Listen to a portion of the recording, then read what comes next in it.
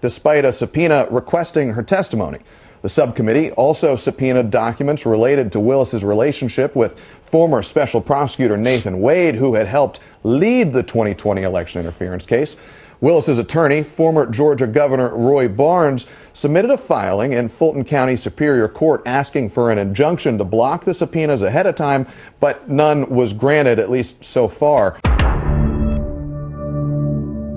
We've got this video from Fox 5 News right here in Atlanta, and they're going to talk about what's going on with Fani Willis now that she is off this Trump case. What's going to happen to her and what's going to happen with this case moving forward. Some very interesting things are going to take place, and she may actually be held accountable for some of her actions not involved in the Trump case. We'll get into it here in a second. Y'all check it out. A judge rules Fulton County District Attorney Fani Willis can be subpoenaed by the state Senate. This comes as they continue to investigate possible misconduct during her prosecution of President-elect Donald Trump. Fox 5's Eric Perry is at the live desk on the story. Eric, what is the latest on this development? Yeah, Christine, this comes just weeks after a state appeals court removed Willis from the Georgia election interference case against President-elect Trump. Now, DA Willis has until January 13th to submit arguments before a final order is ruled. This is going to be interesting when she does. Fulton County District Attorney Fani Willis is back in the spotlight after Superior Court Judge Shakira Ingram ruled she can face a subpoena by the Georgia State Senate. The Republican-led Senate committee is looking into whether she engaged in misconduct during her prosecution of President-elect Donald Trump. And Republican-led is a key phrase that we need to keep in mind here. I'm going to let the video play, but y'all keep that in mind. Whew. They are the head of all prosecutions in their county. So therefore, no one should be able to question them, right? Well, the Georgia Senate disagrees with that. Trial attorney and political analyst Joshua Schiffer breaks down the decision.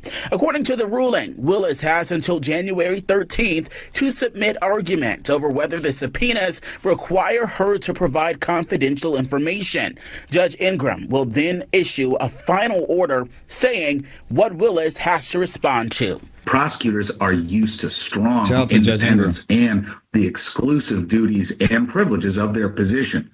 Former Georgia Governor Roy Barnes represents Willis in the case and says they want the ruling overturned and they plan to appeal. This also comes after a 2-1 ruling by the State of Appeals Court earlier this month, removing Willis from the Georgia election interference case against President-elect Trump, citing, quote, an appearance of impropriety. Willis's office is asking the Georgia Supreme Court to review that decision. This fight going back months. The Senate committee hoped to question Willis back in September, but she skipped that meeting. The committee turned to Judge Ingram in October, asking for Willis to comply with the subpoenas. Schiffer says don't expect anything major to happen soon. What this really does is moves the ball forward to an eventual date where Fani Willis will either have to show up and testify and bring some information.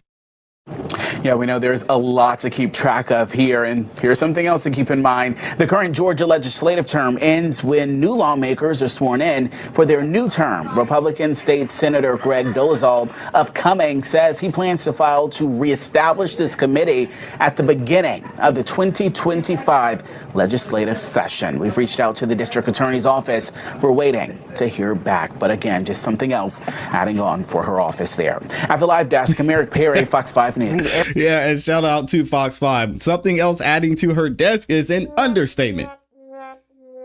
So this is going to be very interesting to see what happens here, because as you heard during this news segment, is that not only has Fani disregarded a Senate hearing that she was supposed to be at before, which we're going to go and get into in a second, but she's going to be held responsible for everything that went on during this Trump trial. And shout out to Judge Ingram. Judge Ingram was actually supposed to preside over the YSL trial once Glanville was getting recused. And she actually recused herself and decided not to take it because of, for whatever reason, she didn't say. But anyway, so now she's presiding over this, over what's going to happen with Fani Willis. It's going to be interesting to see what goes on there.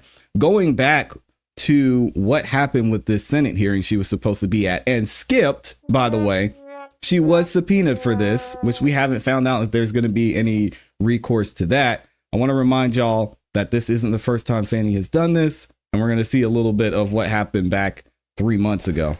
Meanwhile, on Friday, Fulton County DA Fani Willis skipped a state Senate committee hearing related to the case, despite a subpoena requesting her testimony.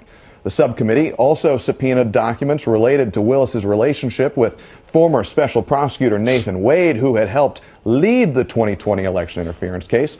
Willis's attorney, former Georgia Governor Roy Barnes, submitted a filing in Fulton County Superior Court asking for an injunction to block the subpoenas ahead of time, but none was granted, at least so far.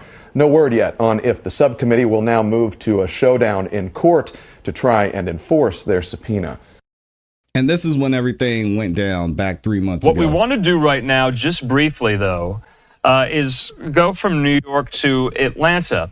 We want to get this story in. It's been somewhat overlooked today because today Fulton County District Attorney Fani Willis, well, she defied subpoenas. She did not attend a hearing before the Georgia Senate Special Committee. It's currently investigating her. Now, remember, this special committee comprised there of Georgia state senators.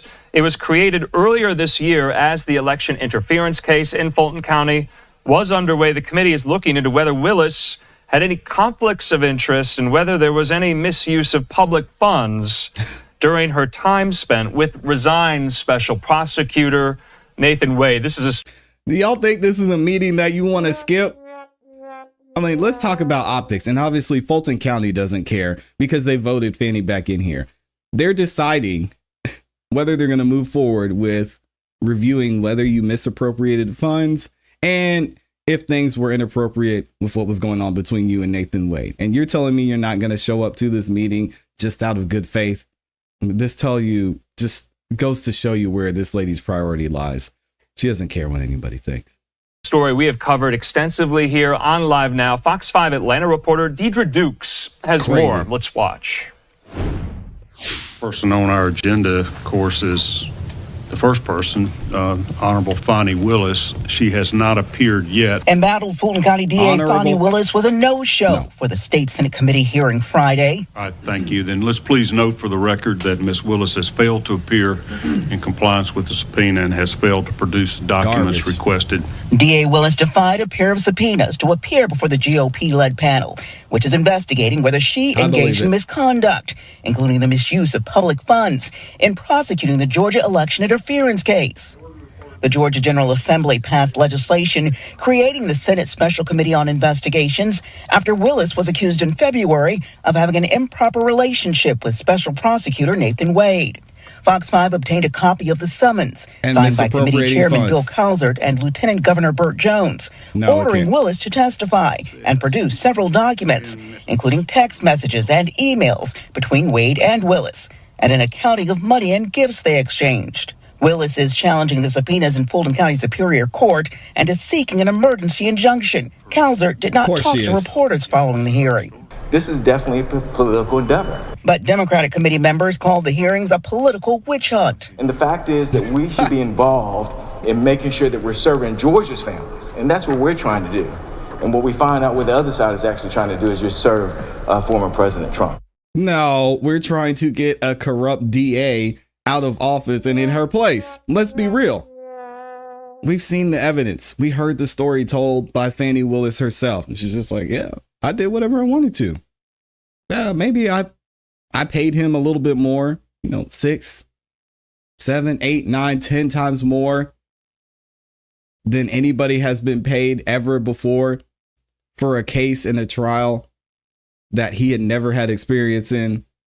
And he just so happened to be your boyfriend. I mean, come on now. Let's be real.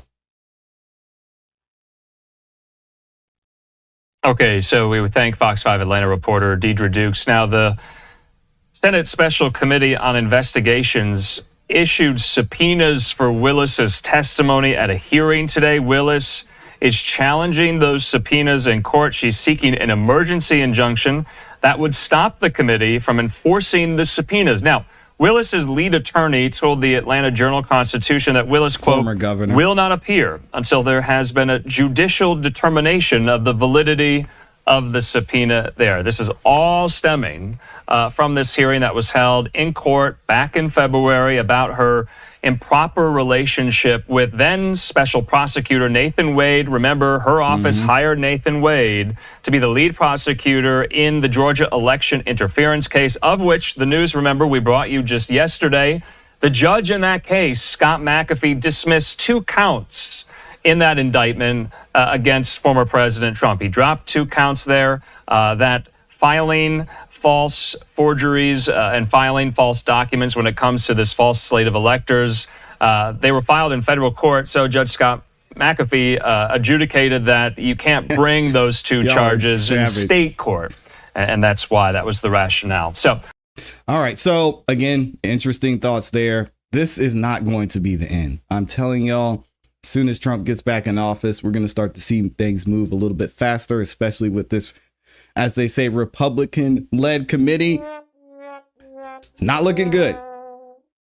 Now, there are still people in place that I think are going to benefit Fani Willis, and there's other things that are happening behind the scenes that we really have to look out for, especially considering, I don't want to go down the details and the rabbit hole of it, but Joe Biden has the ability to pardon certain people for certain things. And he went through a whole series, as y'all know, of pardons, including his son.